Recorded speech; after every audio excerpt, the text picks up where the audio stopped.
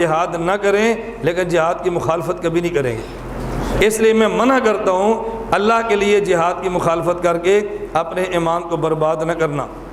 میدان جہاد میں نہ جانا الگ چیز ہے اور جہاد کی مخالفت کر کے جہنم میں جانا الگ چیز ہے۔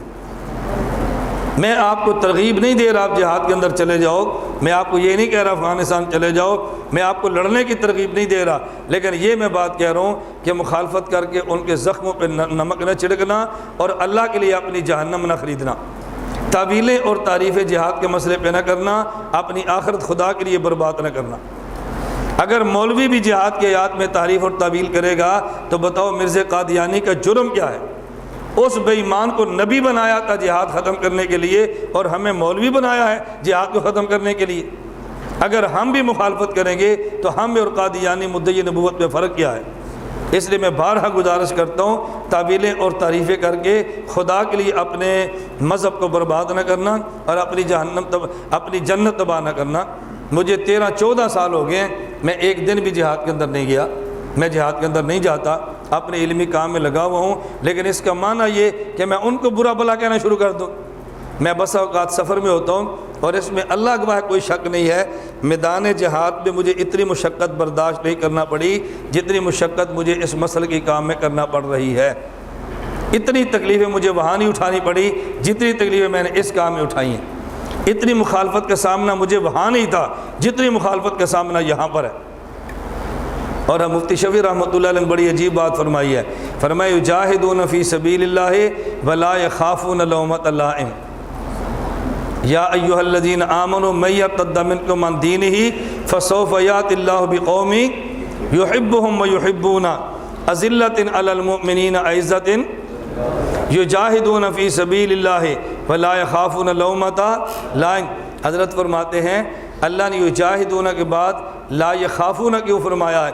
اس لیے آدمی جیل کاٹ لیتا ہے اور کام نہیں چھوڑتا، زخم سہ لیتا ہے اور کام نہیں چھوڑتا، جسم کے ٹکڑے کروا لیتا ہے اور کام نہیں چھوڑتا، اور جب اپنے مخالفت کریں تو دل چھوٹا کر کے کام کو چھوڑ جاتا ہے۔ یجاہدون آسان ہے اور لا یخافون مشکل ہے۔ یہ میری تحقیق نہیں ہے، مفتی اعظم پاکستان مفتی محمد شفیع رحمۃ اللہ علیہ کی تحقیق ہے۔ آپ اپنی آنکھوں سے دیکھ رہے ہیں نا کہ لوگ جیلیں کاٹ رہے ہیں، جہاد نہیں چھوڑ رہے، ایسے ہے کہ نہیں؟ زخم سہ رہے ہیں اور طریقے برداشت کر رہے ہیں اور بیٹھتے کیوں ہیں؟ کوئی یار دل کھٹا ہو گیا، اپنے مخالفت کرتے ہیں، اپنے غیر ہوتا تو پھر بھی تھا، اپنے مخالفت کرتے ہیں لوگ بیٹھ جاتے ہیں۔ مفتی صاحب فرماتے ہیں یجاہدون آسان ہے، لا یخافون یہ مشکل ہے۔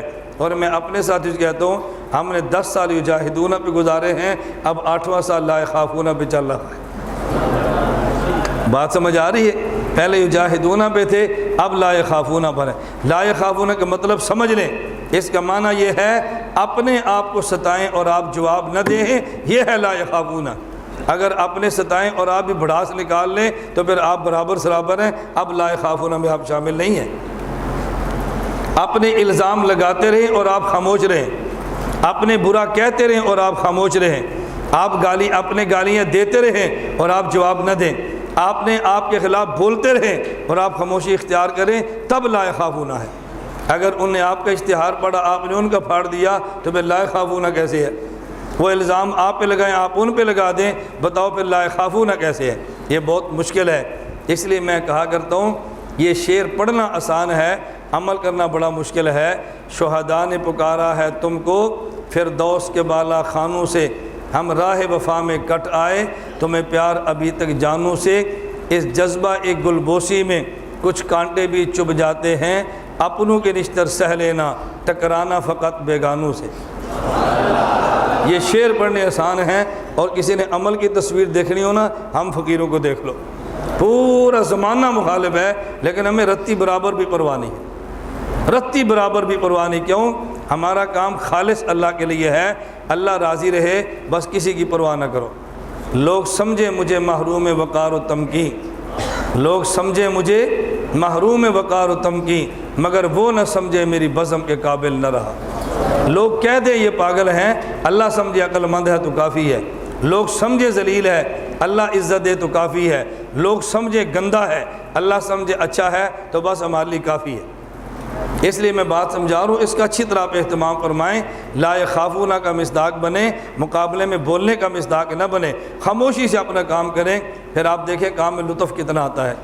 آپ کسی بھی شہر میں جائیں گے نا، آپ کو ہر جگہ ہمارے اجر بڑھانے والا کوئی نہ کوئی بندہ آپ کو ضرور ملے گا۔ اس لیے آپ مخالفتیں کبھی نہ کریں۔ آپ میں سے بہت کم ایسے ہوں گے جو تہجد پڑھتے ہیں، لیکن تہجد کی مخالفت کرنے والا ایک بھی نہیں ہے۔ مخالفت نہ کریں۔ ایک طالب علم اٹھ کے تہجد پڑھتا ہے، اس کا مذاق نہ اڑائیں، بڑا صوفی بنا ہوا ہے، بڑا نیک بنتا پھرتا ہے، وہ یار اللہ قبول فرمائے بہت اچھا آدمی ہے، دیکھو میں سوئیں اور یہ رات کو نفل پڑھتا ہے۔ آپ جہاد نہیں کر سکتے، لیکن جو کرتا ہے اس کے عیب تلاش نہ کریں اللہ کے لیے۔ یہ امتی لوگ ہیں، نبی نہیں ہیں۔ امتیوں کے اندر کوتاہیاں ہو جاتی ہیں، جب ان کی کوتاہیاں اللہ معاف کرنے کا وعدہ فرما چکے ہیں تو پھر آپ اس کو معاف کرنے کی بات کیوں نہیں کرتے؟ میری گزارش آپ کو سمجھ آ گئی ہے؟ خیر، بات کافی لمبی ہو گئی، اللہ مجھے اور آپ کو بات سمجھنے کی توفیق عطا فرمائے۔